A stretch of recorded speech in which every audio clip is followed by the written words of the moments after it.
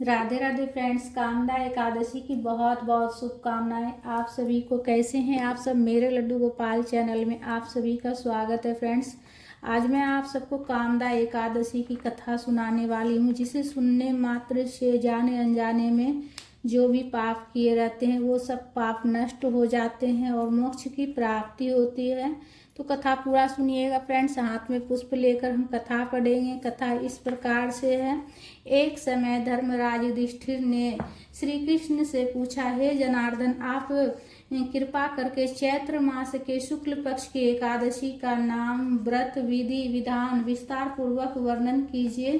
श्री कृष्ण भगवान ने कहा, हे युधिष्ठिर, एक समय राजा दिलीप ने भी गुरु वशिष्ठ जी से भी यही प्रश्न किया था। तब महर्षि वशिष्ठ जी ने कहा, हे राजन, चैत्र मास के शुक्ल पक्ष की एकादशी का नाम कामदा है। जिस प्रकार से अग्नि सूखे काठे को जलाकर भस्म कर देती है, उसी प्रकार इस कामदा एकादशी के व्रत के करने से मनुष्य के समस्त पाप नष्ट हो जाते हैं और पुत्र की प्राप्ति होती है। और अब मैं तुम्हें इसका महात्म्य सुनाता हूँ, ध्यान देकर सुनो।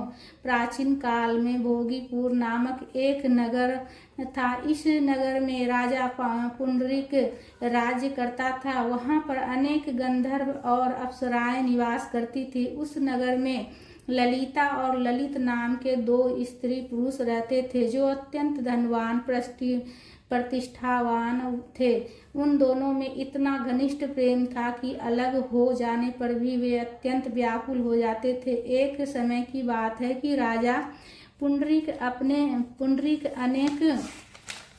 अनेक गंधर्वों सहित एक सभा में क्रीड़ा कर रहे थे। उसी समय वहां पर ललित नामक गंधर्व भी उस सबके साथ गाना गा रहा था, किंतु उस समय वहां पर उसकी स्त्री ललिता नहीं थी, जिसके कारण वह ललित गंधर्व उसकी स्मृति में मग्न हो रहा था। इसी ध्यान वेश में उसे अपने गाने की ओर ध्यान ना रहा और अशुद्ध गाने लगा।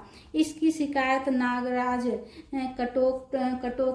कटोटक ने राजा पुंडरीक से कर दी, जिसके कारण राजा को क्रोध आ गया और उसने ललित को श्राप देते हुए कहा, अरे दुष्ट, तू मेरे समक्ष गाते हुए भी अपनी प्रियतमा की स्मृति में विभोर है। इसलिए मैं तुझे श्राप देता हूँ कि तू मांस भक्षी और नरभक्षी राक्षस हो जा। तूने यह महापाप किया है, अतः तू अपने कर्म का फल भोगेगा। पुंडरीक के श्राप से ललित गंधर्व उसी समय राक्षस बन गया। ललित राक्षस हो जाने पर बहुत दुखी हुआ। अनेक दुखों को उठाता हुआ वह अपने कर्म के फल को भोगने लगा। जब उसकी प्रियतमा ललिता को अपने प्रियतम की दशा की जानकारी हुई तो वह भी अत्यंत दुखी हुई। हर समय वह अपने पति का उद्धार करने के उपाय की खोज में रहने लगी। इधर वह ललित राक्षस होने के कारण घोर वनों में जाकर अनेक प्रकार के पाप करने लगा। उस समय उसकी स्त्री ललिता पीछे पीछे जाती थी और उसके यह सब हाल को देखकर अत्यंत दुखित हो विलाप करती थी। एक बार ललिता अपने पति के पीछे चलती हुई विंध्याचल पर्वत पर जा पहुंची। उस स्थान पर श्रृंगी ऋषि का आश्रम था। ऋषि को देखकर ललिता हाथ जोड़ प्रणाम किया। ऋषि बोले, हे सुभगे, तुम कौन हो और यहाँ पर किस कारण से आई हो? तुम पर ऐसी क्या विपत्ति है?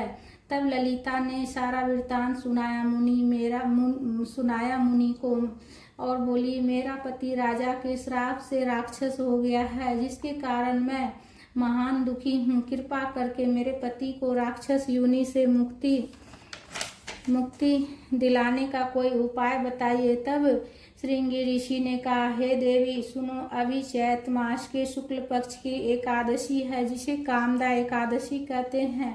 उसका उसका व्रत करने से मनुष्य के समस्त पाप नष्ट हो जाते हैं। यदि तुम उस व्रत को करके उसका पुण्य अपने पति के प्रति संकल्प कर देगी तो तेरा पति शीघ्र ही राक्षस योनि से छूट जाएगा।